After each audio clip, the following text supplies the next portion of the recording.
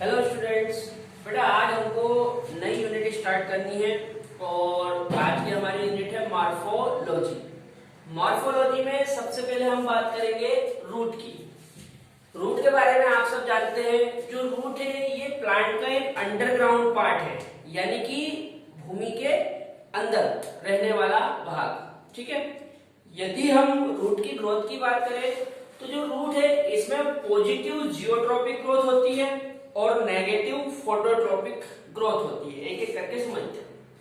सबसे पहली चीज तो ये अंडरग्राउंड पार्ट है, यानी कि भूमि के अंदर रहता है। ठीक है, सॉइल के अंदर। Next, positive geotropic and negative phototropic. देखो, चूंकि जो रूट है इसकी ग्रोथ ग्रेविटी की ओर होती है, टूवर्ड्स ग्रेविटी, मतलब ग्रेविटी की ओर, नीचे की ओर, इसलिए इसे कहा जाता है पॉजिटिव जियोट्रॉपिक ग्रोथ। और चूंकि लाइट से अपोजिट है, भाई ग्रेविटी की ओर जा रही है, नीचे की ओर जा रही है, मतलब लाइट से तो अपोजिट हो गई ना, तो लाइट से अपोजिट ग्रोथ हो रही है, इसलिए बोलते हैं नेगेटिव फोटोट्रॉपिक। फोटो मतलब होता है लाइट, ठीक है, और ग्रेविटी की ओर हो रही है, टूवर्ड्स ग्रेविटी, इसलिए बोलते हैं पॉजिटिव जियोट्रॉपिक। यदि हम रूट के टाइप की बात करें तो रूट मेनली 3 टाइप की होती है: tap root, adventitious root and fibrous root. Tap root क्या होती है? शुरू, जैसे जब सीड का जर्मिनेशन होता है तो उसमें सबसे पहले 2 चीजें जर्मिनेट होती है। नीचे की ओर जर्मिनेट होता है रेडिकल और ऊपर की ओर जर्मिनेट होता है पिल्म्यूल। नीचे की ओर कौन जर्मिनेट होता है? रेडिकल, मतलब मूलांकुर, और ऊपर की ओर पिल्म्यूल यानी कि प्रांकुर। रेडिकल से आगे जाके रूट बनेगी और जो ऊपर की ओर पिल्म्यूल है इससे बनेगा स्टेम यानी कि तना। अभी ये जो टैप रूट है इसमें क्या होता है, रेडिकल से जो फर्स्ट रूट बनती है उसे प्राइमरी रूट कहते हैं। प्राइमरी रूट से आगे की ओर और काफी ब्रांचेस निकलती, शाखाएं, जिन्हें सेकेंडरी और टर्सरी रूट कहा जाता है। तो यदि किसी रूट में प्राइमरी रूट के साथ सेकेंडरी और टर्सरी रूट भी है तो उसे हम टैप रूट कहते हैं। इसका एग्जांपल है मस्टर्ड प्लांट, जो कि एनसीईआरटी में दिया हुआ है। ठीक है, नेक्स्ट, एडवेंटिशियस रूट्स। जैसा कि मैंने आपको अभी बताया कि रूट का फॉर्मेशन रेडिकल से होता है, मूल का निर्माण मूलांकुर से होता है, लेकिन रेडिकल की बजाय यदि किसी अदर पार्ट से रूट का फॉर्मेशन हो तो फिर उसे एडवेंटिशियस रूट माना जाता है।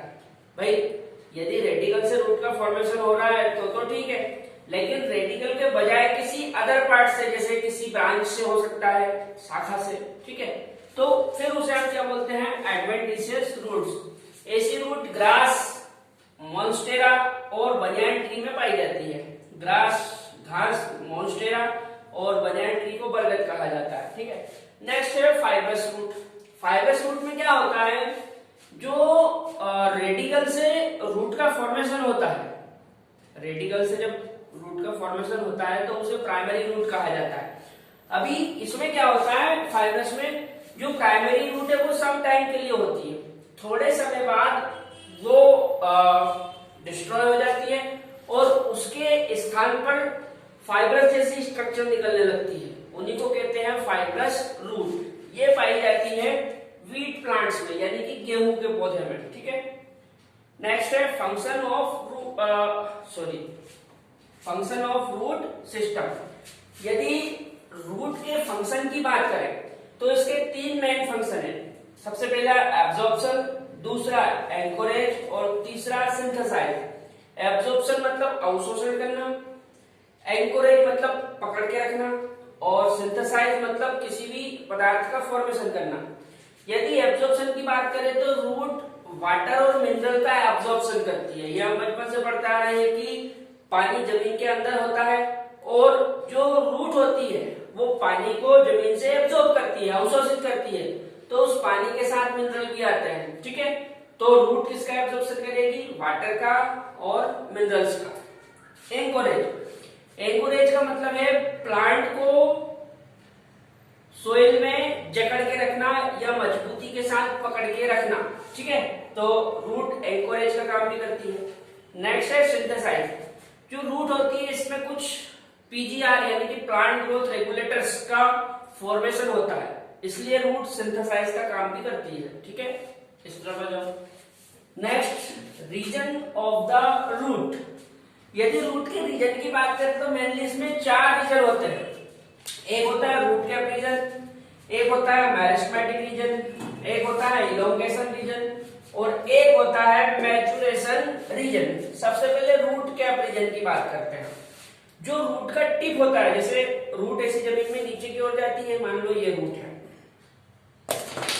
मान लो ये रूट है, ठीक है। अब ये रूट जमीन में ऐसे नीचे की ओर जाएगी, तो ये जो इसका टिप है, ठीक है, इस टिप पे एक कैप जैसी स्ट्रक्चर होती है जिसे रूट कैप कहा जाता है। ठीक है, तो ये रूट कैप जिस रीजन में होता है उसे हम रूट कैप रीजन मान सकते हैं। रूट कैप रीजन के थोड़ा सा ऊपर यानी कि सब मिलीमीटर मान सकते हैं आप, कुछ मिलीमीटर ऊपर एक ऐसा क्षेत्र होता है जिसमें मेरिस्टेमेटिक एक्टिविटी होती है, यानी कि डिवीजन की प्रोसेस होती है, विभाजन की क्रिया होती है, जिसे हम मेरिस्टेमेटिक एक्टिविटी कहते हैं। तो चूंकि रूट कैप के थोड़ा सा ऊपर ऐसा रीजन होता है जिसमें मेरिस्टेमेटिक एक्टिविटी होती है, इसलिए उस क्षेत्र को मेरिस्टेमेटिक रीजन कहा जाता है। नेक्स्ट, जो मेरिस्टेमेटिक रीजन है इसके कुछ ऊपर जो क्षेत्र है उसमें सेल्स लंबे साइज की होती है, एलोंगेटेड मतलब आकार में लंबी। ठीक है, इसलिए इस रीजन को कह दिया गया है इलोंगेशन रीजन। इलोंगेशन रीजन के ऊपर जो रीजन होता है उस रीजन की सेल मैच्योर हो जाती है, परिपक्व हो जाती है, इसीलिए उसे मैच्योर रीजन या परिपक्वन क्षेत्र कहा जाता है।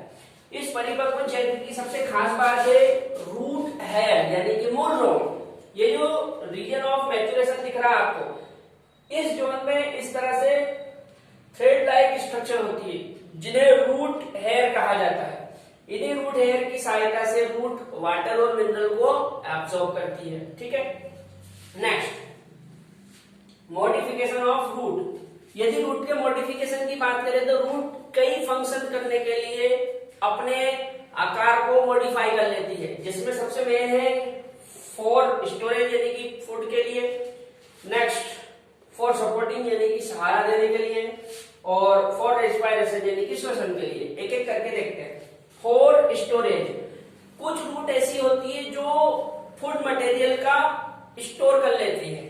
ठीक है, इनमें कैरेट, टर्निप और स्वीट पोटैटो सबसे फेमस एग्जांपल है। ठीक है, आपको बता दूं कैरेट और टर्निप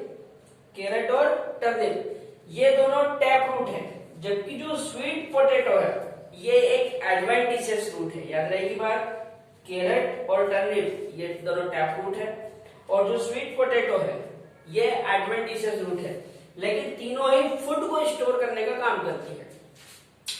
यदि सपोर्टिंग की बात करें तो जो सपोर्टिंग रूट होती है यानी कि सहारा देने के लिए, सपोर्ट के लिए, वो मेज में होती है, शुगर केन में होती है और बनियान ट्री में होती है। ये मैं एनसीईआरटी के एग्जांपल आपको बता रहा हूं। ठीक है, जो मेज और शुगर केन है इनमें होती है स्टील रूट। कैसी रूट? Stilt root. यदि स्टील रूट की बात करें तो ये जो स्टेम होता है उसकी निचले नोड से निकलती है। जैसे मान लो ये कोई स्टेम है तो स्टेम में जो नीचे सोइल के पास जो नोड होता है उस नोड से इनका फॉर्मेशन होता है ना, लोअर नोड, याद रखना, लोअर नोड। तो ये जो मेज और शुगर केन में जो रूट्स निकलती है सपोर्ट के लिए, ये लोअर नोड से निकलती है, लोअर नोड ऑफ स्टेम, और सपोर्ट का काम करती है और इन्हें स्टील रूट कहा जाता है। अच्छा, बनियान यानी कि बरगद का वृक्ष।